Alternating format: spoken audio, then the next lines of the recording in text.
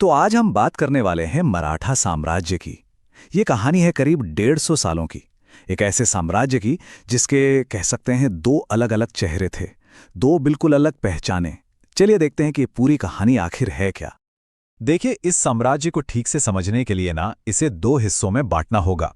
पहला हिस्सा है शिवाजी का बनाया हुआ मराठा राज्य, एकदम मजबूत, फोकस्ड। और फिर आता है दूसरा हिस्सा, पेशवाओं के दौर का मराठा महासंघ, जो बहुत विशाल था, दूर दूर तक फैला हुआ। मतलब एक ही साम्राज्य पर दो अलग अलग दौर, दो बिल्कुल अलग कहानियां।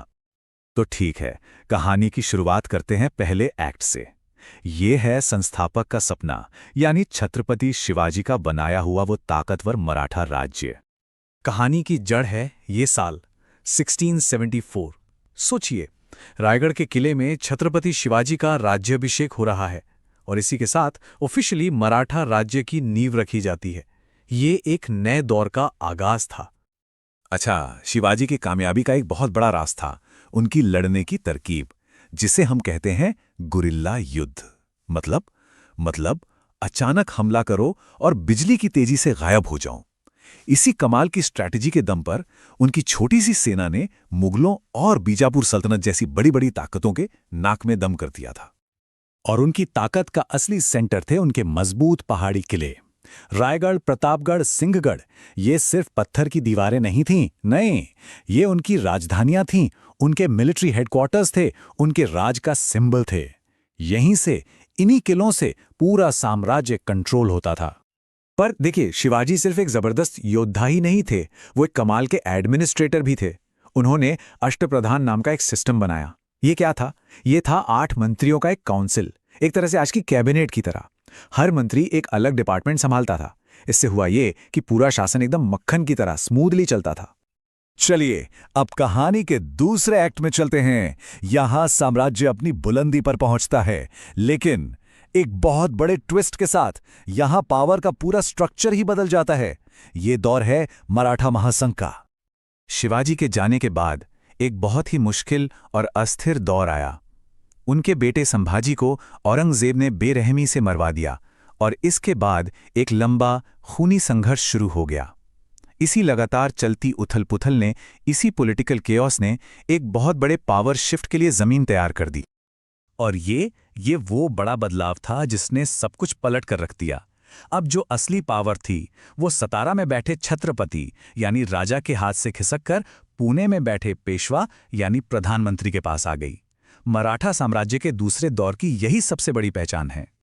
और इस नए दौर का इरादा कैसा था, ये पेशवा बाजीराव प्रथम के एक ही वाक्य से साफ हो जाता है।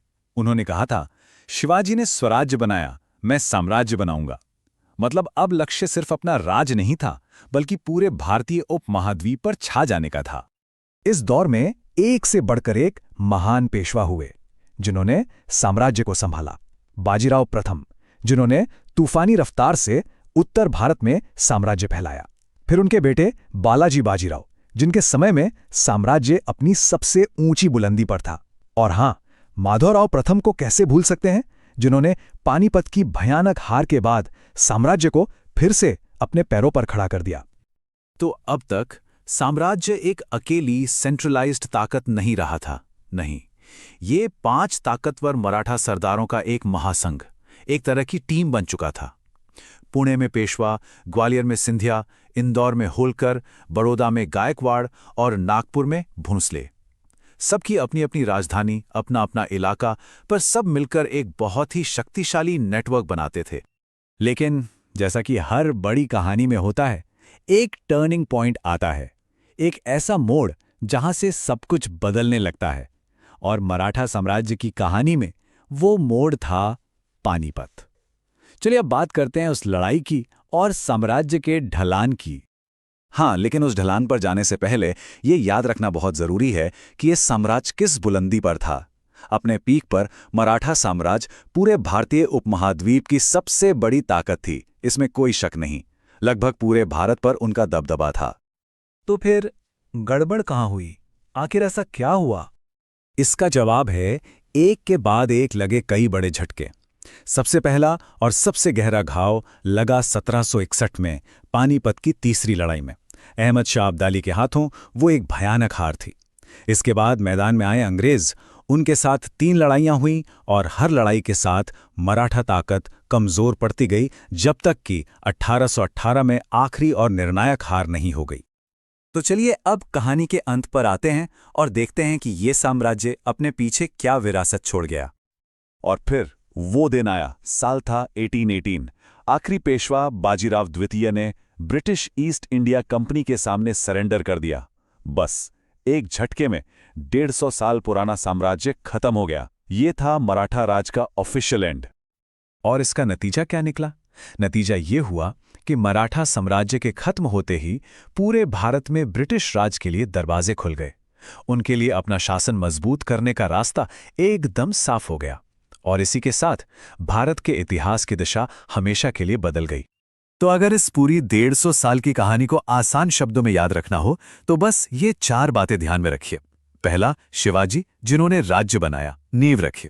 दूसरा, पेशवा, जिन्होंने इसे एक महासंघ बनाया और बुलंदी तक पहुंचाया। तीसरा, पानीपत, जो कहानी का सबसे बड़ा टर्निंग पॉइंट था। और चौथा, ब्रिटिश, जिनके हाथों साम्राज्य का अंत हुआ।